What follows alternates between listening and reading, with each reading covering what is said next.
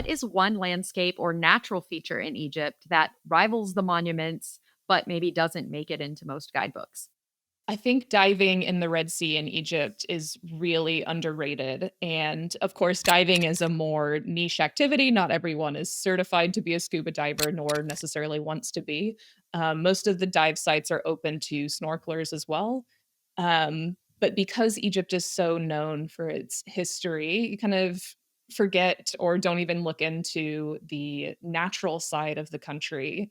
And the Red Sea has some of the best preserved coral reefs anywhere in the world, because of the geography of the Red Sea. Scientists have found that coral bleaching has been a problem across the world, and the coral reefs in the Red Sea might be some of the last or the only survivors Mm. in the face of climate change because the Red Sea is naturally really hot and really warm. So the coral are more adapted to that and adapted to the saltier water that brings. I'm from Kansas. Scuba diving is not something that I ever thought I would be doing. I live many hours away from any ocean or body of water. And I actually learned to scuba dive in Egypt a couple of years ago in a very small town called Marsa Alam. I am so grateful for that experience and so thankful that someone persuaded me to do it because it opened another door into that country and also seeing other reefs and wildlife around the world. But Egypt is one of the places in the entire world to go scuba diving or snorkeling if scuba diving is not your thing. I can confirm that is some of the best diving I've ever done. The clarity was incredible, the color. The color is just you cannot believe the colors. You just don't even think that all of these colors of the rainbow exist. There are fish of all sizes. There are these you might like this, these manatee-like creatures called dugongs. They're absolutely adorable. There are dolphins. There are hammerhead sharks in the summer. The Red Sea is stunning. Can't Mm. recommend it enough.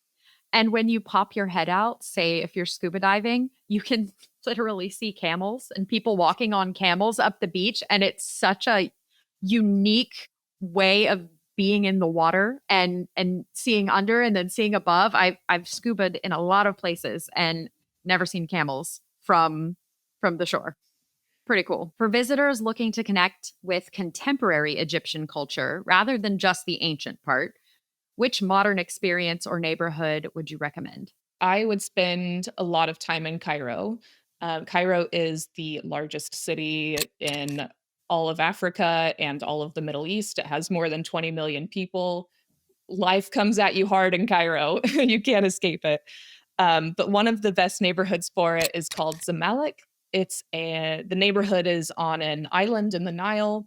And in the last few years, it's been a place where more boutique shops have been opening and boutiques that are featuring a lot of crafts from modern Egyptian designers. So lots of homewares, so Egyptian cotton, made into clothing, into tablecloths, into bedspreads.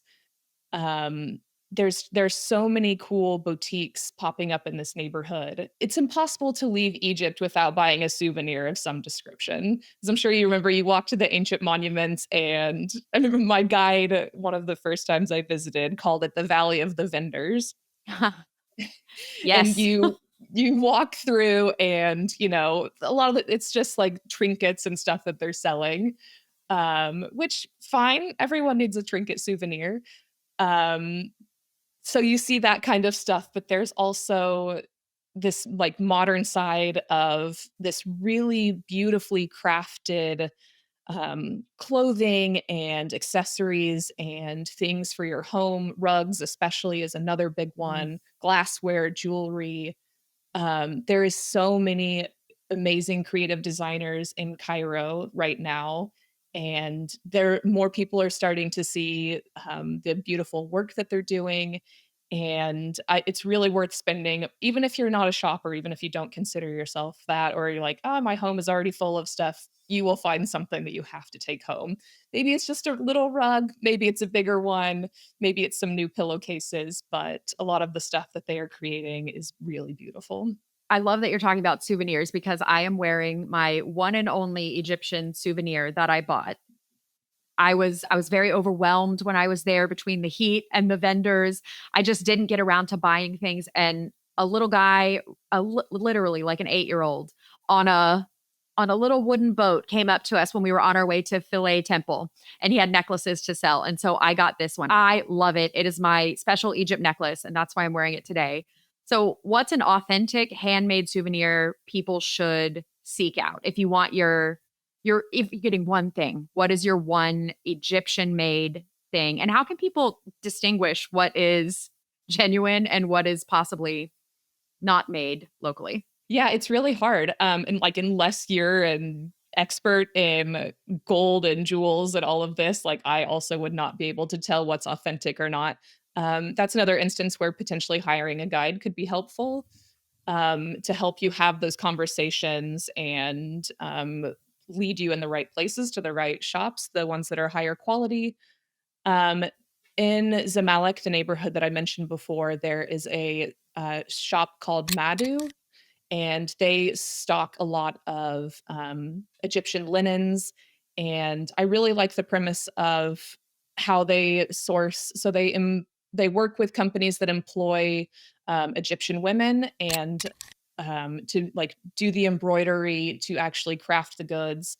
On this most recent trip, I bought some block printed placemats for my table, and I couldn't be happier with them. They're really beautiful. But at the end of the day, like you said, with the necklace, you're buying it from an 8-year-old. If you like the necklace, get the necklace. If you're happy with it, who cares where it came from? It is a lasting memory for you. And every time you wear it, you'll remember your trip to Egypt and what it was like. We're talking about places to shop. The Khan El Khalili Bazaar, is that the best one you can go to, or are there some others you might recommend? That's probably the best one. Khan al Khalili has been there since medieval times. You know, a little bit has also been taken over by the kind of more trinket vendors. It's a very popular destination for tourists. It's worth visiting. There are some shops that are starting to revive some of the old handicrafts. So some rug weaving, some metal work.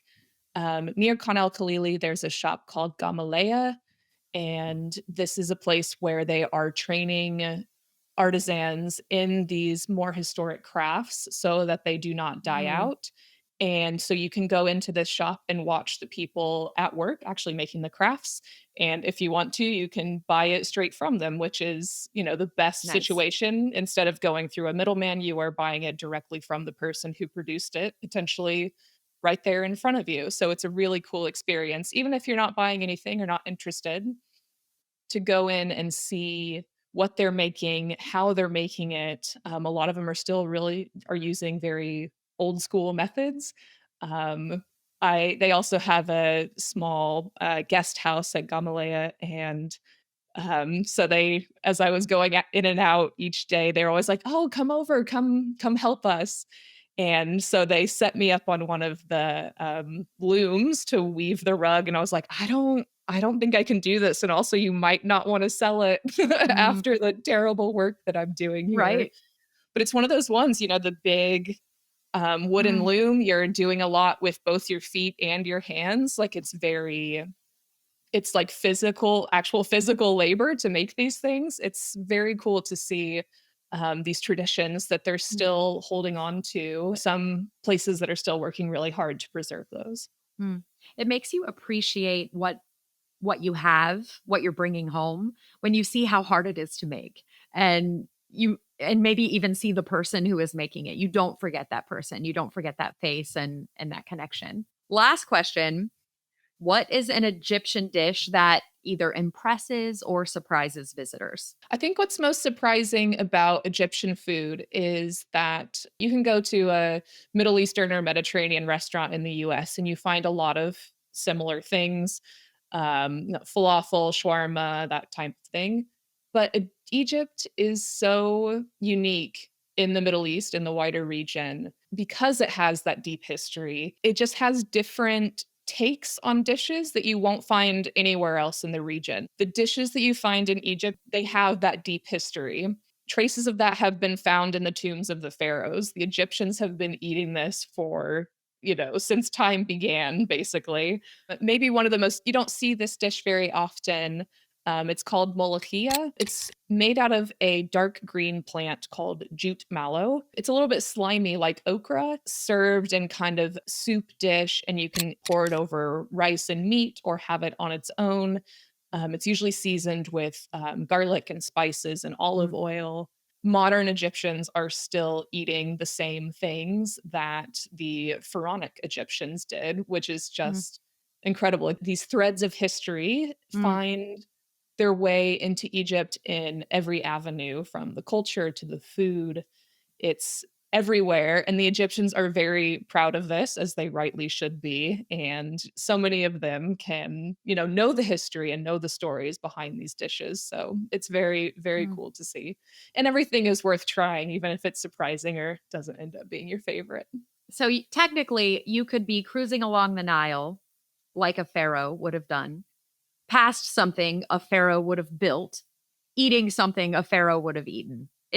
It doesn't really get much cooler or better than that as far as an educational trip that's also on everybody's bucket list. Exactly. It's history in every form, and it's utterly fascinating, even if you didn't think that was something that was a draw. It's all encompassing in the most amazing way. Lauren, Keith, thank you for joining us, and thank you, our listeners, for being with us. If you're planning a trip, be sure to connect with a AAA travel advisor. Check out AAA.com/travel or visit your local branch. This podcast is a production of Auto Club Enterprises. If you enjoyed it, please subscribe and leave us a review. I'm Angie Orth. Thank you for traveling with AAA.